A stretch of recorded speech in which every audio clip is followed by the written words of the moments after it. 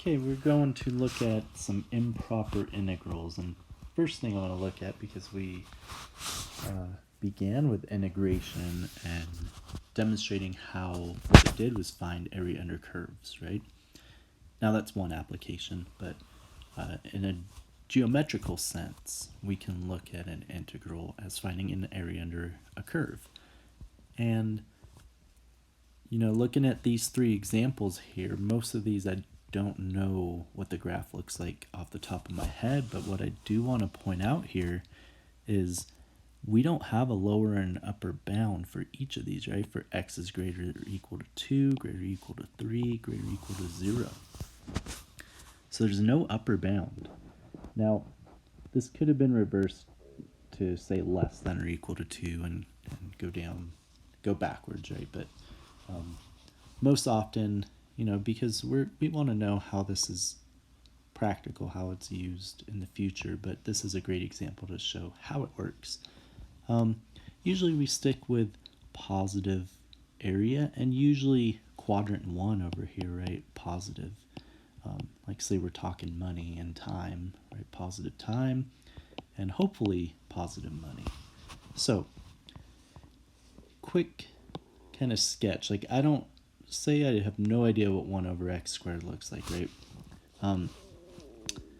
The only way we can calculate an area under a curve if it's unbounded is if this graph is what we say converges. So as we approach infinity, if this graph is approaching 0, for instance, then we can actually calculate the area under this curve mathematically.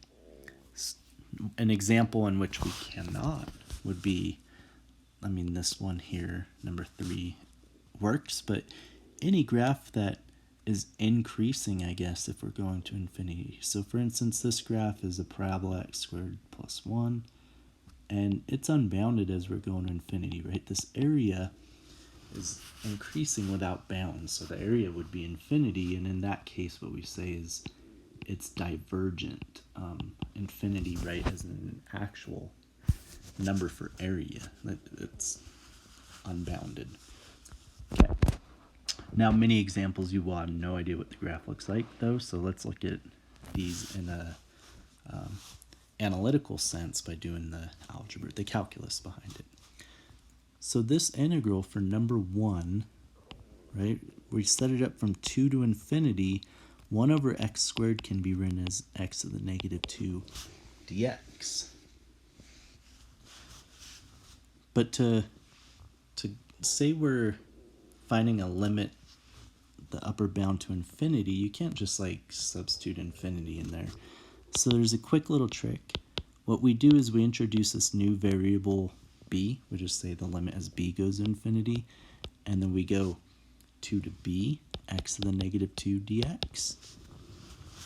Okay, that way when we substitute this upper bound into the result, right, we're substituting b and we're taking a limit.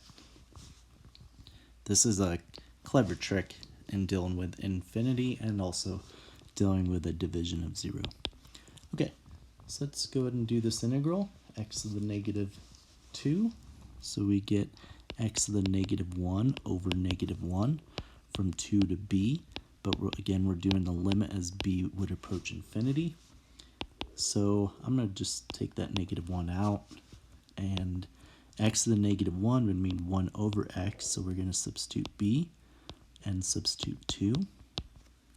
We still have this limit. I'm bad about remembering to write that each time, but very important. Okay, now as b goes to infinity, hopefully you kind of recall this from Calc 1, right? If I think of this number growing infinitely large, 1 divided by 100, 1 divided by a million, 1 divided by a trillion, right? This is going to 0. If the degree of the denominator is larger than the numerator, it goes to 0. So therefore, we get 0 there, negative 1 times negative 1/2. I know the area under that curve, 1 over x squared, for x is greater than 2, so I know this graph isn't perfect, but this area here, we get 1/2. Alrighty, next example. Same approach. We know the lower bound is 3. Okay.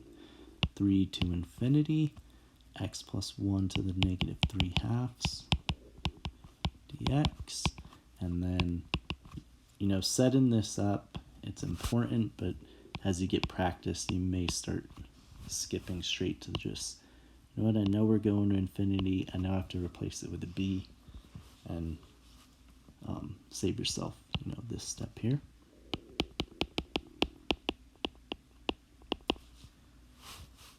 All right. Well, this technically requires use substitution, but I could see chain rule. The derivative of this is 1, so we go ahead and skip that step.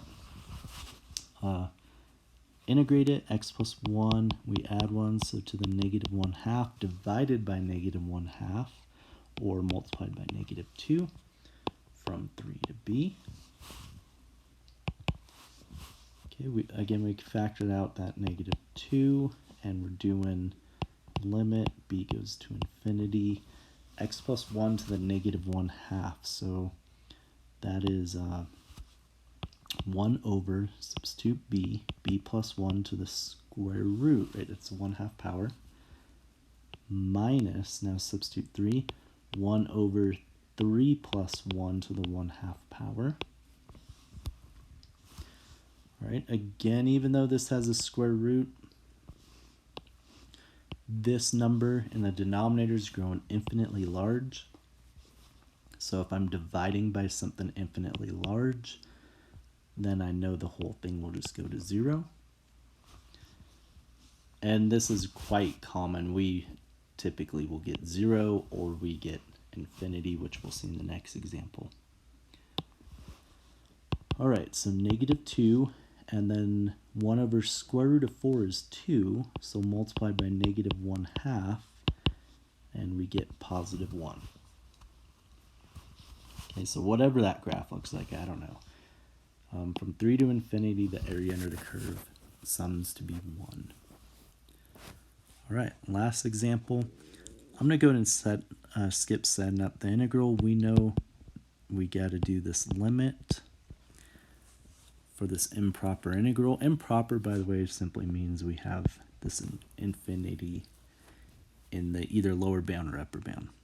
Okay, 0 to b, x squared plus 1 dx.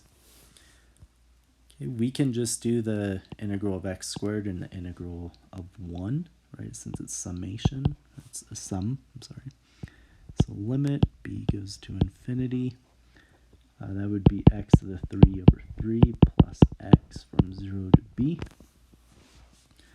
Now when we substitute b, we'd have limit, b goes to infinity, b to the 3rd over 3 plus b, minus, and then substitute 0, we just get 0. Okay. Now if we look at this, if I substitute infinity to the 3rd over 3 plus another infinity, this whole thing is growing infinitely large, right? It's tending towards infinity. And in that case, we say that this integral is divergent. Okay, it doesn't have an area. It's not bounded. It increases without ever stopping, right? As we saw it there, we knew this thing was going to keep growing larger and larger. So that area is infinity, which we call that divergent.